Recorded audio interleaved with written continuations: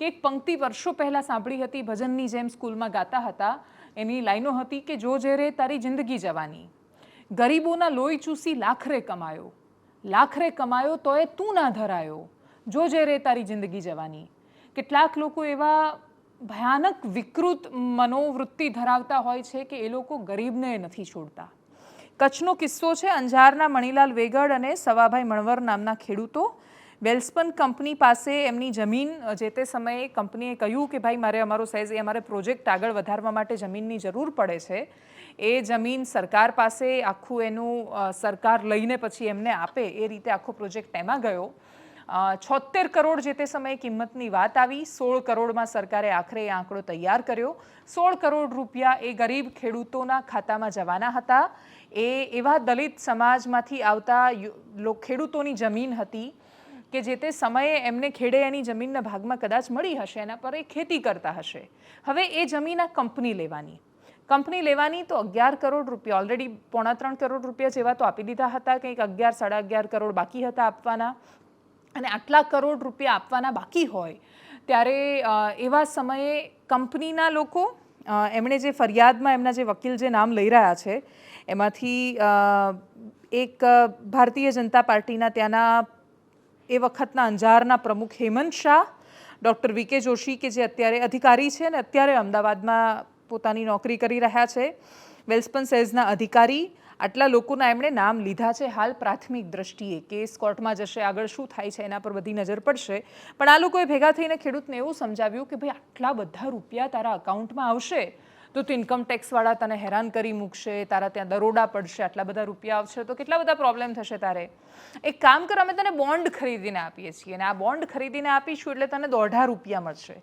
એટલે તું તારા 11 કરોડ રૂપિયા રોકીશ તો એના પર બીજા તને 5-6 કરોડ ઉમેરાઈને મળશે. ટૂંકમાં એ રીતે એમને સમજાવ્યો. ખેડૂતોએ પણ વિચાર્યું વાત સાચી છે, આટલા બધા રૂપિયા અકાઉન્ટમાં રાખીને ઇન્કમ ટેક્સવાળા આવે તો. વ્યક્તિ જ્યારે ભોળો હોય ત્યારે એને કોઈ પણ છેતરી જતું હોય છે. કરોડો રૂપિયા આ ખેડૂતોએ ક્યારેય જોયા જ ન હોય જીવનમાં એકસાથે. એટલે એમના માટે પણ એ બહુ જ મોટી રકમની વાત હતી. હવે તમે સમજો કે કચ્છનો એવો ખેડૂત કે જેને હોય ખાવાના સાંસા, પણ એ નીકળે કરોડોનું દાન કરવા અને પછી બોન્ડ ખરીદીને આપે. એસબીઆઈએ કોર્ટમાં ડેટા આપ્યો ઇલેક્ટોરલ બોન્ડનો અને પછી ખબર પડી કે ઇલેક્ટોરલ બોન્ડ ભારતીય જનતા પાર્ટીને જે દાન મળ્યું છે એમાંથી કચ્છના એક ખેડૂતને ખાવાના સાંસા હતા એ દાતા બની ગયો. ભાઈ વિચારો કે જે ખેડૂત પોતે પોતાની જમીન જાય છે એમાં એને અમુક કરોડો રૂપિયા મળે છે, બાકી એની પહેલાં એની શું સ્થિતિ હતી? એ માણસે 11 કરોડ રૂપિયાનું દાન કરી નાખ્યું ભારતીય જનતા પાર્ટીને. થયું શું આમાં? તો જે પ્રાથમિક દ્રષ્ટિએ હેમંત શાહ તરફથી કોઈ ચોક્કસ સ્ટેટમેન્ટ આવ્યું નથી, પણ એમણે ઉપરવાળાને ખુશ કરવા માટે કે ભાઈ અમે આટલું દાન અપાવ્યું, એ ખુશ કરવાના ચક્કરમાં ગરીબ ખેડૂતના રૂપિયા જે એની જમીનના ભોગે એને મળ્યા હતા એ સીધા આપી દીધા ભારતીય જનતા પાર્ટીના ખાતામાં. હવે એ લોકો ગાંધીનગર સ્ટેટ બેંકમાં એને એસબીઆઈમાં લઈને આવે છે. ગાંધીનગર એસબીઆઈવાળા પેલાને બોન્ડ આપે છે, પૈસા આપે છે એની સામે, ને પેલો બોન્ડ ખરીદીને ભાજપમાં આપે છે. તમે વિચારો આ રીતે તમે દાન લેશો? ઓલરેડી પ્રશ્નો છે.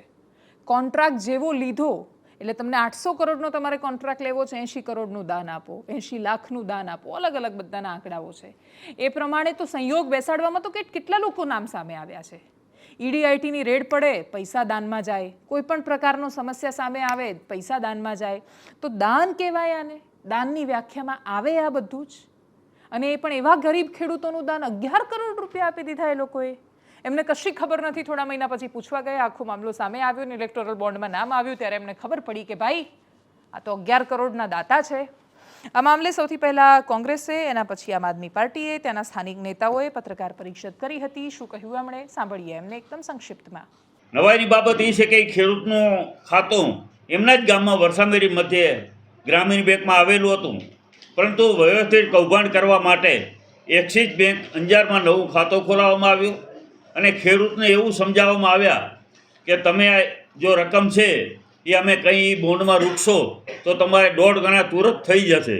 આવા પ્રલોભનો આપી અને ખેડૂતને ગાંધીનગર લઈ ગયા.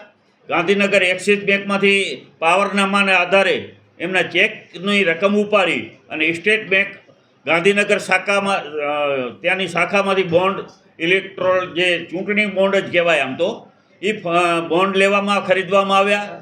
11 કરોડના બોન્ડ એ ભારતીય જનતા પાર્ટીના ખાતામાં જમા કરવામાં આવ્યા. તો વિચાર કરો કે એક સામાન્ય ગરીબ ખેડૂત એના પરિવારની માન રોજગારી ખેતીમાંથી ઊભી કરતા હોય, એ એમની જમીન વેચે અને 13 કરોડમાંથી 11 કરોડ જેટલી માતબર રકમના બોન્ડ એ ભારતીય જનતા પાર્ટીના ખાતામાં જાય. એમાં કંપનીના અધિકારીઓ એમની સાથે ગયા હતા, એમની ગાડીમાં લઈ ગયા હતા. અહીંયાના અધિકારીઓ પણ સાથે હોય એવું લાગી રહ્યું છે. અને અમે તો એટલું કહેવા માગીએ છીએ કે અત્યારે કચ્છ જિલ્લામાં જોઈએ તો વહીવટી તંત્રનો જે રીતે દુરુપયોગ કરવામાં આ સરકાર કરી રહી છે. ઘણી વખત અમે ફરિયાદો કરી, રજૂઆતો કરી, પરંતુ અમને સાંભળવામાં આવતા નથી. પરંતુ હવે તો ચૂંટણી ફંડ માટેની વ્યવસ્થા પણ અધિકારીઓ કરી દે છે.